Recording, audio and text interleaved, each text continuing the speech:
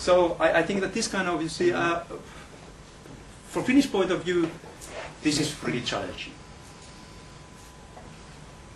Even so that when we talk about this village, this municipality of Kirkkonummi, so I have been able to get there many of my friends, and some of them are pretty good taxpayers as well. And when we talk about the political terms, what they are doing, and why they came there, because it's near of the nature, it's nice and so on. But what is doing community? They are talking about healthcare and so on, and all the time they are a little bit ignoring this social environment in terms of its nature and so on. That's it. So there is really, you see, this frame is important, and then one of the most important frames for Finnish way to do things in local community, in municipalities, is really this. Let's put my things. You see here is this political decision system in the municipality. Here is this cross-sectoral cooperation between administrative sector. Here is this sport and physical activity administration. It works in the field of physical activity. It's an expert. It ought to have a strong political position and able to cooperate with other administrative sectors, and it's a strategic partner for sport clubs, because sports clubs are a really important part of the you see, political decision-making system in municipality as well. So, and here we see this committee for social and healthcare, education, urban planning, and so on. And this sport administration and community challenge cooperation there. Actually, it's in the nutshell. It's in brief. You see the way how we Finland recognize, you see, this municipality when it's working in the, you see, with other sectors. And this setting is really important for us now when we try to get more political power in Heinola, in Nurmijärvi, and so on, in Helsinki, and so on. But without having this kind of frame. So it would be, you see, internal thinking in Finland without any open windows to the other cultures and exchange ideas and so on. I think that this frame is important for our program. Then I would like to put my finger to, you see, this institutional support and definitions. To this late afternoon when we hear this presentation from the communities, for example, the city of Turku is really clearly reporting actually where they are getting their resources.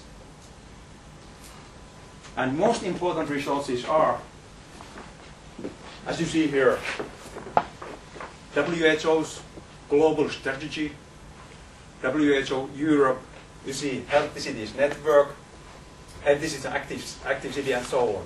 And so that they are, in Turku, they are involved in this WHO's health promotion programs very heavily. They even report from Helsinki to WHO. I don't know, do you send any reports to Ministry of Social Affairs and have health in Finland? But anyway, you cooperate with this, you see this global institutions. Okay, but we hear about that. Anyway, you see for the local community, this kind of documents are really forcing power. And now, in the field of sports, we don't have this kind of document. Who ought to produce it? And now we return, you see this one. We have documents which are based here. But do we have able to produce documents which are coming from here? From the world of physically active people. So that we invite physically inactive. And so, so I think that this is important. In Finland, Mari is able to produce a lot of different documents for which gives more support for local communities, municipalities. In terms of, you see, we have different programs, Fit for Life, and so on and so on and so on. And in national level is important. And they are really resources. Just like Heinola, for example, those national documents as program have been pretty important. And Matti Nieminen, he has been able to really take these opportunities to left the profile and doing the best in the health, best in the whole world. So I think that this part is really important. That this is a challenge for TAFIS as well. Are we able to challenge, or are we able to cooperate with health organizations and so on to do that? Provide this kind of resource paper. Then, when I was studying in the States, you see, this is so long time ago that I can imagine they say that. So this was one of my you see, my favorite pictures. Now, when we build, you see, in our program, when we build our collaborational connection, partnership with different organizations, I think it is really important to recognize what kind of organizations they are. Let me show you. You see, for example, this voluntary sector where we work. So, sport clubs, sport organizations. So, we start by setting our goals, strategies, because we don't need to think about why we exercising, promoting skiing. We approach skiing because we love it. It's our way to do that.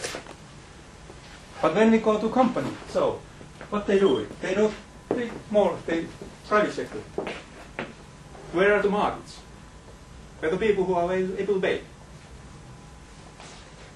And then, according to that, we are doing instead of this volunteerism. And then these politicians, well, they are looking at the political climate. This low noses actually perhaps we go in this direction because people want to do that. So, and now in our strategy, I think we really have to recognize that what kind of organization we are dealing with. So, but I think that this is pretty theoretical, but it's extremely practical. And we are really in trouble if we don't recognize this. You see this. Then this setting-based health promotion. So almost Dr. Sami Kokko is going to give, you see, short, informative package concerning setting, because it's so important. I think for me, at least, it was news. So how important? So Sami, please take the floor for a couple of minutes. Okay, thank you, Jorma. Just very shortly representing the settings approach or setting-based health promotion approach. What's the key factors here? The basics here is first of all that focus in health promotion started to shift from problem and risk-oriented factors towards environmental factors. And this happened after the Ottawa Charter, which is the final statement of the first Health Promotion World Conference kept in 1986 at Ottawa, Canada. And this was a focal point in health promotion globally, because this at the same time meant that we in health promotion don't anymore look at a single disease and its risk factors and try to prevent those only. That's another point of view, but the emphasis has changed towards health and its promotion, and in this case to promote physical activity, and this has its influences when we go further towards practice. The basic idea in settings-based idea is that people's health, along with individual factors, are mediated through environmental ones. It was previously seen so that people's lifestyle decisions were mainly seen as depending on individual choices that were freely made without any influence of the context or living conditions. that was the previous point of view. Now, health promoters, after thought of charter, has realized that there are cultural, social, economical, environmental living conditions that do affect. It's not only dependent on individual behaviors. And the idea on setting-based is, in a way, that if people wants to change his or her behavior, they are relatively powerless to do it by themselves alone. So that there are needed help through environmental factors. And a setting-based approach, 2 dimensions are that the setting is the one that constitutes the context. For example, school, we have students there, and they are daily basis staying at that school environment, and there are that gives health promoters a way to influence